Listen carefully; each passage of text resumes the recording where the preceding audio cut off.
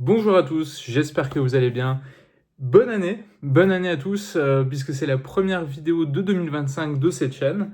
Meilleurs vœux, la santé évidemment, et plein de bons jeux. Normalement, 2025 devrait être une bonne année. Il y a déjà pas mal de jeux intéressants qui vont arriver très très rapidement. Je pense évidemment à Monster Hunter Wilds, que j'attends énormément. Mais le jeu que j'attends le plus en tant que fan de Yakuza, évidemment, il s'agit de Like a Dragon, Pirate Yakuza in Hawaii, je crois que c'est à peu près ça dans l'ordre, qui arrive fin février, il me semble, ou fin mars, ou fin février, je crois que c'est dans ces eaux-là. Oui, juste avant, il arrive juste avant Monster Hunter, donc en février.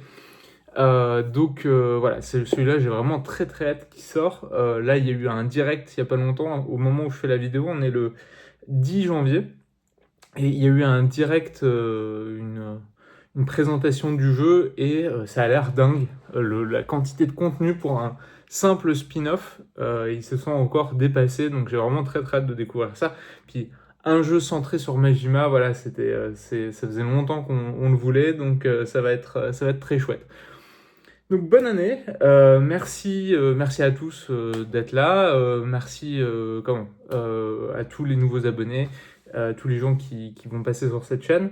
Euh, pour la première vidéo de 2025, je vais pas vous cacher, on va la jouer cool. En fait, je pense que on est un peu dans cette période, donc voilà, on a fini, moi j'ai fini pas mal de gros morceaux, dont notamment, on le voit ici, Métaphore, qui est mon GOTY de 2024. Et je me voyais, j'avais pas envie, enfin, j'hésitais quel jeu j'allais enchaîner. Et puis, en fait, j'ai été attiré pendant. Il y a eu les soldes, évidemment, il y a eu les soldes de Steam. Et sur les soldes de Steam, je suis tombé sur un jeu que je connais déjà très très bien, puisque ça fait partie de mes jeux préférés. Peut-être mon jeu préféré, puisqu'il s'agissait de Persona 5 Royal. Et Persona 5 Royal, moi à l'époque, je l'avais fait sur PlayStation 4. D'ailleurs, on était en plein Covid, il me semble. Et donc, voilà, je l'avais fait à l'époque. J'avais fait la version de base. J'avais fait cette version royale. Et puis là, je me suis dit, en fait, c'était plutôt pas mal parce que comme j'avais fini Métaphore, j'avais un peu envie de rester dans cette ambiance, le système de combat d'Atlus, le système enfin, des Shin Megami Tensei, le bestiaire, le calendrier à respecter, etc. J'avais envie un peu de rester dans cette ambiance, que j'étais vraiment bien dedans. Et puis je me suis dit, tiens, allez, pourquoi pas le prendre comme il est en solde, le prendre, puis comme ça, en plus, je vais voir comment il tourne sur Steam Deck. Donc là, vous le voyez, il est en train de tourner sur mon Steam Deck. Et je me suis dit, ouais, pourquoi pas, ce serait l'occasion de le redécouvrir. Et ben, écoutez, c'est quand même, c'est pas un petit jeu, hein, parce que il me semble, mon premier run sur la version de base, c'était 100 heures. La version royale, il me semble, m'avait mis 120 heures, puisque ça rajoute tout un pan de scénario et donc toute une partie du calendrier. Ça rajoute, il me semble, quelque chose comme 4 ou 6 mois, je sais plus exactement, avec un nouvel antagoniste qui se rajoute. Et, euh, et puis, donc voilà, donc c'est un jeu dans lequel j'ai déjà mis plus de 220 heures. Et ben j'ai replongé. En fait, c'est dingue. J'ai joué au début, c'était juste comme ça pour voir comment il tournait sur Steam Deck et tout. Puis je me suis laissé complètement prendre au jeu. Et là, j'ai déjà mis une quinzaine d'heures dans dans le jeu, c'est n'importe quoi. Et en fait, ça m'a rappelé à quel point j'adore ce jeu. Quand j'ai fini Métaphore, je me suis dit, et si c'était pas mon persona préféré? Enfin, je me suis vraiment dit ça parce que j'ai vraiment adoré le jeu, notamment le nouveau setup et le système, je vous en avais parlé, le système de job que je trouve vraiment incroyable. Mais je pense que, et là ça va se jouer vraiment au ressenti, au feeling, à l'attachement qu'on a au personnage, à l'ambiance. Je pense vraiment que mon personnage préféré, c'est toujours Persona 5, et en particulier cette édition royale qui sublime le jeu de base. Et en fait, voilà, c'est une vidéo juste, ça va être juste pour gloser sur à quel point Persona 5 est un jeu génial. Vous le savez sûrement. Peut-être que, voilà, si vous ne l'avez pas encore testé, peut-être vous avez peur. Vous entendez, voilà, je viens de vous dire que c'est des jeux très longs. Mais je trouve que c'est un jeu absolument passionnant. Enfin, les personnages de manière générale. et cet épisode en particulier. C'est des jeux qui sont très agréables à jouer, qui sont effectivement très longs, mais qui jouent là-dessus. D'ailleurs, durant les temps de chargement, en bas à droite, on voit souvent Take your time. Le jeu vous rappelle en permanence, prenez votre temps. En fait, c'est presque. Je pense qu'on vit une meilleure expérience de jeu si on calque un peu notre rythme du jeu, notre rythme à nous sur le rythme du jeu, c'est-à-dire vraiment en l'étendant, pas forcément sur une année, mais sur plusieurs mois. Et voilà, c'est vraiment un très grand RPG. Et je voulais parler aussi du fait, ce qui m'a donné envie de faire cette vidéo, c'est à quel point le jeu est parfait sur Steam Deck. Enfin, c'est un bonheur. Et alors sur Steam Deck OLED, je vous raconte pas. Je sais que ça fait partie tous les mois, Steam publie une liste des jeux qui sont le plus joués chaque mois sur Steam Deck. Et alors dans les grands champions, il y a évidemment Elden Ring, Vampire Survivor, Balatro, et régulièrement on voit apparaître Persona 5 dans le top, notamment quand le jeu est soldé, et puisqu'en solde il coûte, il me semble, 30 €. J'ai d'ailleurs vu qu'il est aussi soldé sur le store de PlayStation Store, et pour aussi entre 20 et 30 €. Et vraiment pour ce tarif, si vous avez pas encore fait ce jeu, ou si vous avez fait que la version de base, et ben franchement, laissez-vous tenter. Donc, pour parler de la version Steam Deck, j'essaye de rester focus. Et pour rester sur la version Steam Deck, bon, là, vraiment, je pense que même malgré ce setup vraiment de clochard, entre guillemets, je pense que vous vous rendez compte à quel point les couleurs pètent vraiment sur l'écran du Steam Deck OLED. C'est un plaisir. Le jeu tourne à fond, c'est-à-dire vraiment on a une très bonne qualité d'image. Simplement, si vous prenez ce jeu pour votre Steam Deck, allez dans les réglages du Steam Deck, pas du jeu, et il faut cocher parmi les options générales, vous avez en gros afficher le jeu en 1080p. L'écran du Steam Deck n'est pas à 1080p, mais en gros, il faut forcer le jeu à s'afficher en 1080p. Je vous dis ça tout simplement parce que si vous n'activez pas cette option-là, ça va se voir en particulier il va y avoir un aliasing assez étrange sur tous les artworks, sur tous les textes, sur tout ce qui est en 2D, et il y a beaucoup d'affichage en 2D dans le jeu, les menus, etc. Vous allez trouver l'astuce très facilement sur internet si vous tapez.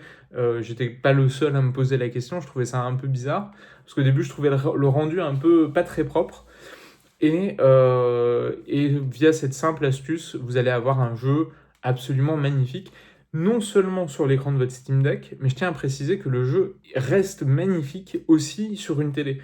Moi j'ai pas l'habitude, généralement quand je joue sur Steam Deck, comme c'est pas forcément aussi bien pensé que la Switch, enfin généralement c'est des jeux, c'est le Steam Deck, alors je veux pas vous refaire la vidéo sur le Steam Deck, mais c'est quand même un appareil d'appoint de gens qui possèdent souvent déjà un ordinateur, un PC, et donc qui n'ont pas forcément besoin d'afficher nécessairement, de relier le Steam Deck à un écran, et parfois le rendu peut sembler très joli sur l'écran du Steam Deck, puisque c'est un petit format, c'est du 800p, et ça peut être largement suffisant pour l'écran du Steam Deck, mais affiché sur un grand écran, c'est pas toujours très propre. Là, dans le cas de Persona 5 Royal, je vous assure que même sur une télé 4K de 65 pouces, le rendu reste ultra propre et très agréable à l'œil. Donc voilà, moi je me régale, et c'est probablement la première fois que je prends autant de plaisir à jouer avec mon Steam Deck en nomade que en connecté à la télé.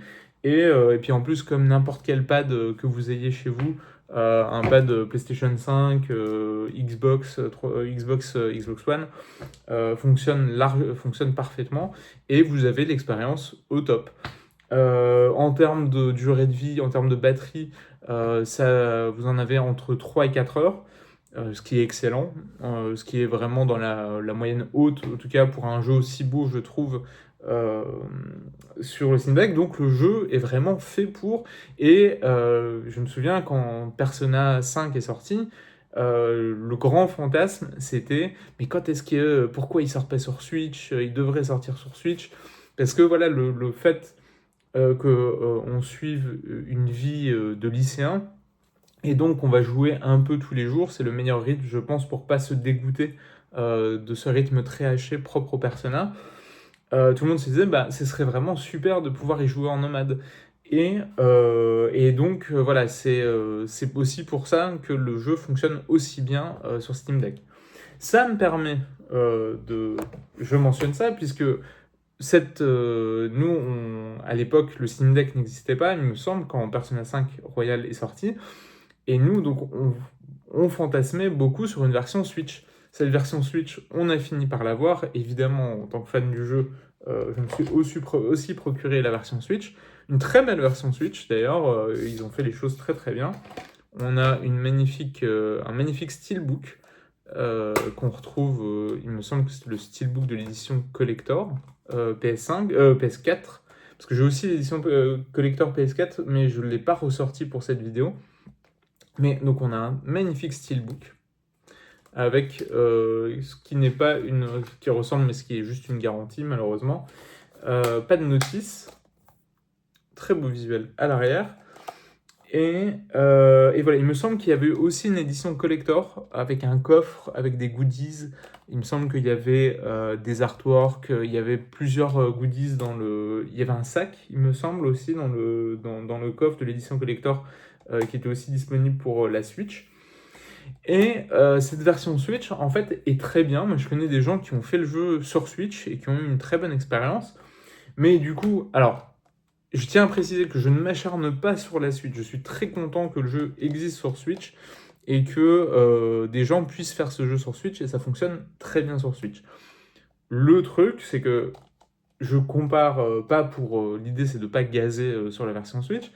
Mais si vous avez un Steam Deck et une Switch, je vous recommande largement de le faire sur Steam Deck, puisque la version Switch fonctionne, il n'y a pas de problème. C'est juste que ça reste quand même un tout petit peu, c'est quand même un peu plus cracra. Le jeu tourne en 30 fps, là il tourne en 60. Et pour économiser de la batterie, j'ai limité à 60 et il me semble qu'il peut même aller au-delà. Alors des gens vont me dire oui, mais on s'en fiche dans les RPG, etc. En théorie, je suis d'accord avec vous.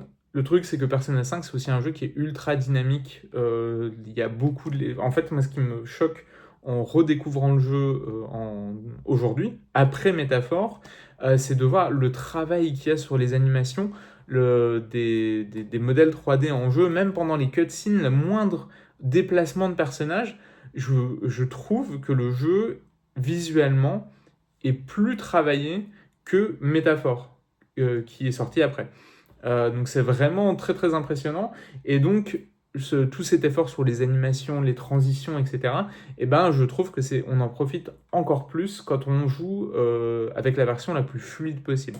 Donc c'est pour ça que je trouve que bah, là, pour ce qui est d'une pratique nomade, la supérieure version est sur Steam Deck. Après, voilà, si vous avez juste, entre guillemets, juste, si vous avez une Switch, vous allez avoir une excellente expérience avec cette version Switch qui fait largement le café aussi. Donc voilà, c'était pour le petit comparatif.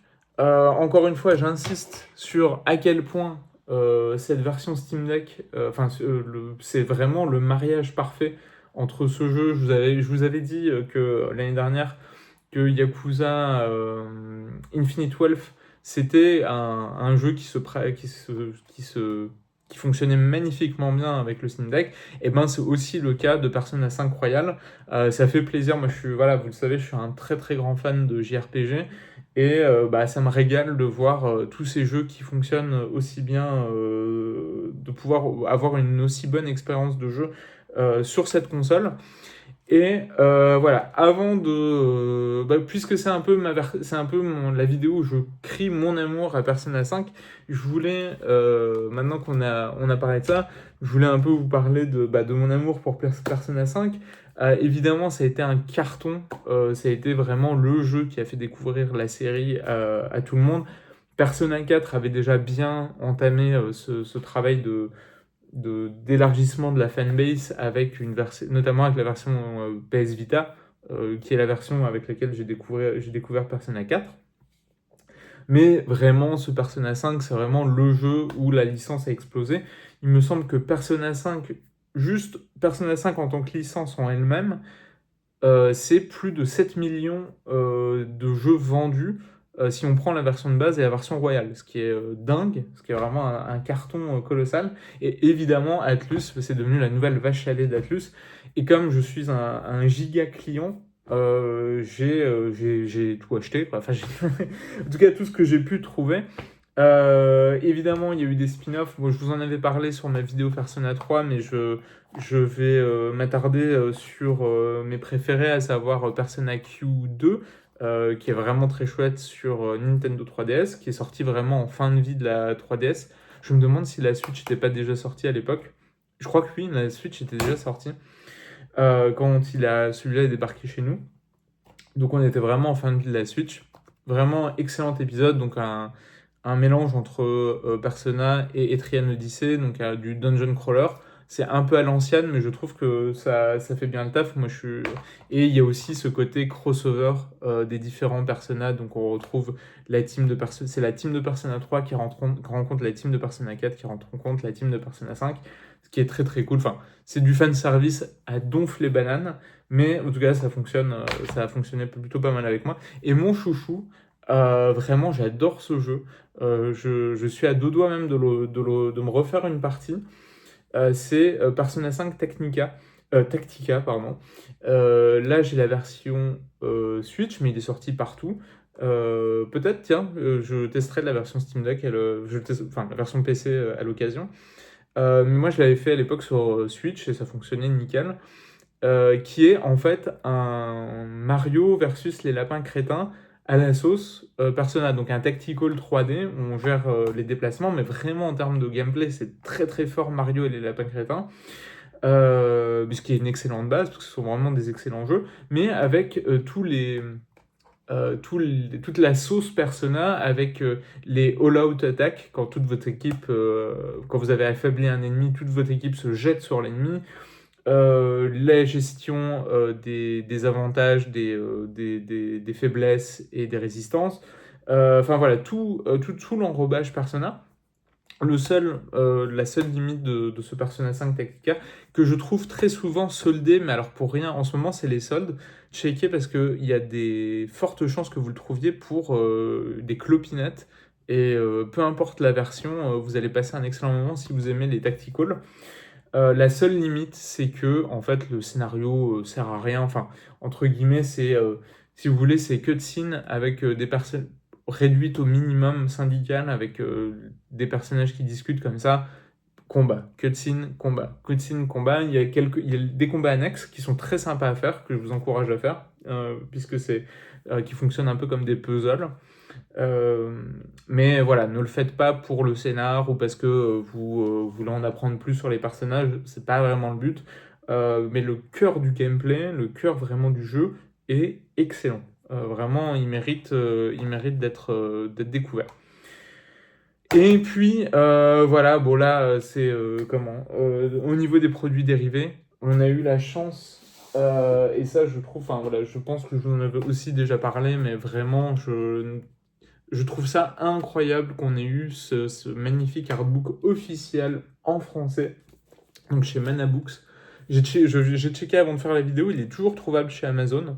Si vous ne l'avez pas, que vous avez aimé Persona et Persona 5 en particulier, et que vous ne l'avez toujours pas, mais franchement, enfin voilà, des esquisses des crayonnés de Soejima en pleine page comme ça, mais moi, enfin, dans les veines direct, quoi. C'est vraiment, c'est un bonheur perpétuel.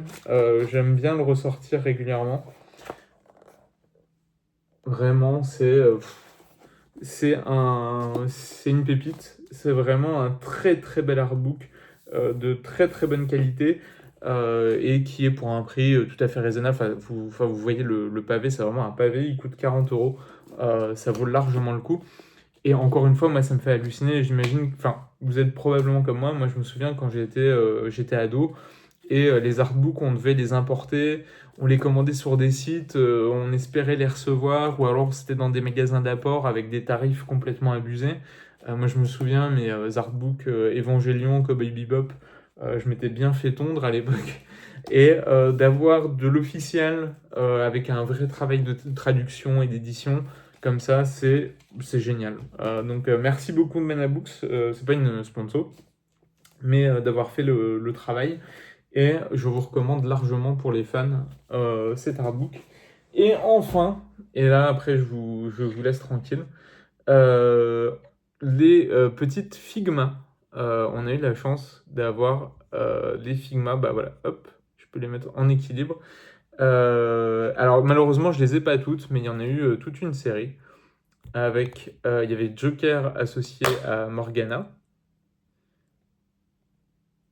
Hop, je sais pas si vous allez pouvoir les voir. Voilà.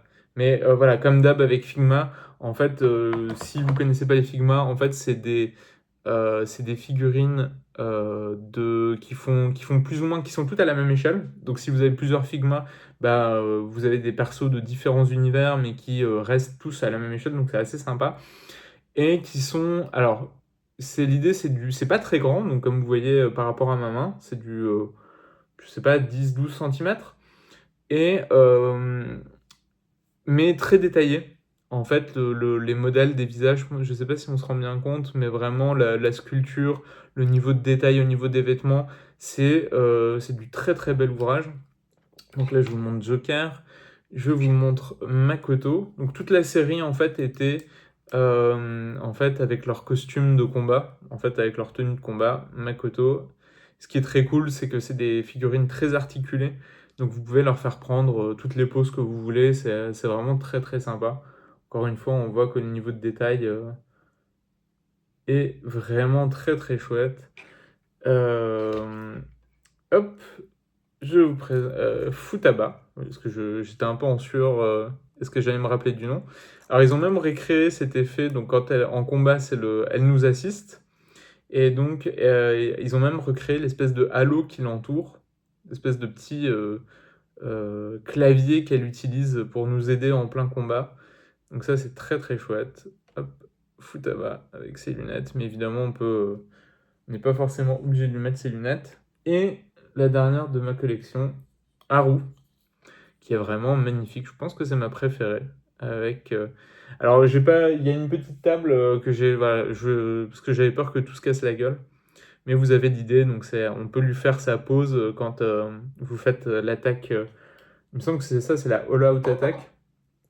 Et chaque perso a une petite pause quand c'est lui qui lance l'attaque. Et donc on peut lui refaire sa petite pause où elle prend le thé. C'est adorable.